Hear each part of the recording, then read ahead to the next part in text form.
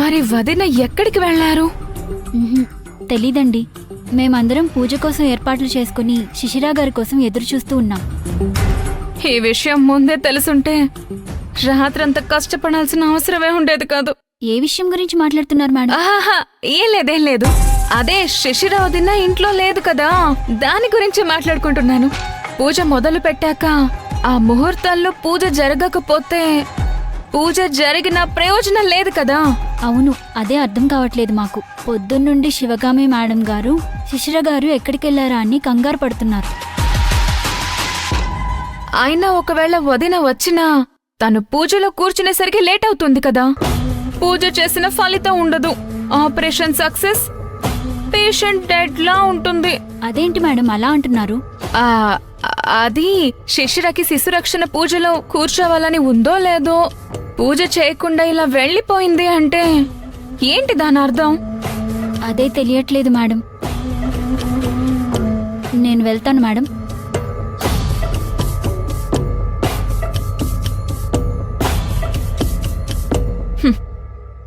ఖచ్చితంగా ఇది కూడా అన్నయ్య ప్లానే అయి ఉంటుంది. అన్నయ్య శిశిర వదనని ఏదో చేసి ఎక్కడికో వెళ్లేలా చేశాడు. 100% ఖచ్చితంగా ఆది అన్నయ్య అయి ఉంటాడు. శిశిర వదిన తిరిగి వచ్చేస్తుందా? రాదు. వచ్చేటట్టయితే ఈ పాటికే రావాలి.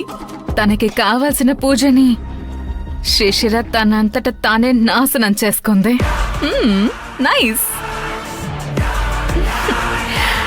ఆనందమానందమాయే మది ఆశల నందనమాయే.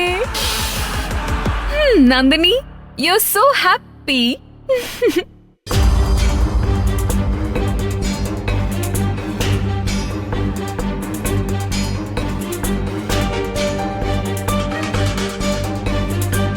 ఏంటమ్మా ఇంకా రాలేదు? అసలు వస్తుందా రాదా మీ శిశిరా? నేను అదే చూస్తున్నాను గురూజీ.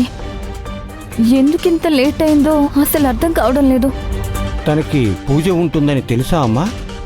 తెలుసు గురూజీ. అసలు పూజలో పాల్గొనడం తనకి ఇష్టమేనా అమ్మా?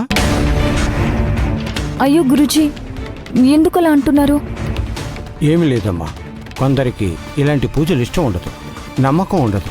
అందుకే నేరుగా చెప్పలేక తప్పించుకు తిరుగుతూ ఉంటారు. అందుకే ఇలా అడిగాను. లేదు గురుగారు, తను ఇష్టంగానే ఈ పూజలో పాల్గొనాలని వచ్చింది.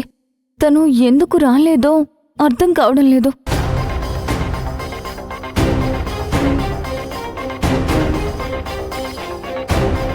నా మనసెందుకు కీడుని శంకిస్తుందమ్మా.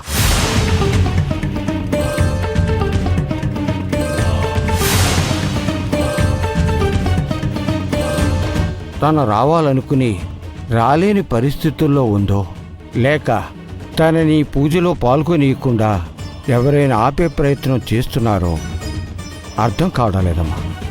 గురూజీ, మీరిలా మాట్లాడి నన్ను ఇంకా భయపెట్టకండి. అలాంటి పరిస్థితి ఏమీ ఉండదని నేను అనుకుంటున్నాను. తనెక్కడైనా పనిలో ఇరుక్కుపోయి ఉంటుందేమో. లేదమ్మా, నాకేదో అనుమానంగానే ఉంది. ఇక్కడున్న విచిత్రమైన పరిస్థితులు, ఇక్కడున్న వ్యతిరేక శక్తులకి ఇక్కడ పూజ జరగడం ఇష్టం లేదనిపిస్తుంది. అందుకే శిశిరని దూరంగా పంపించాయేమో అనిపిస్తుంది.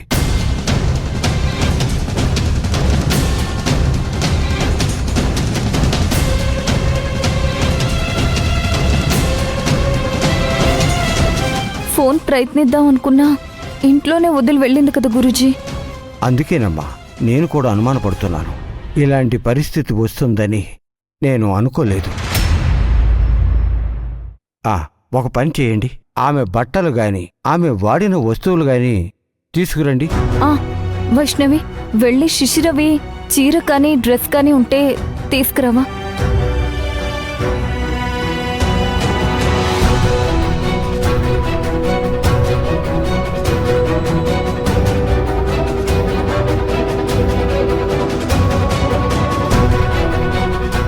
గురూజీ,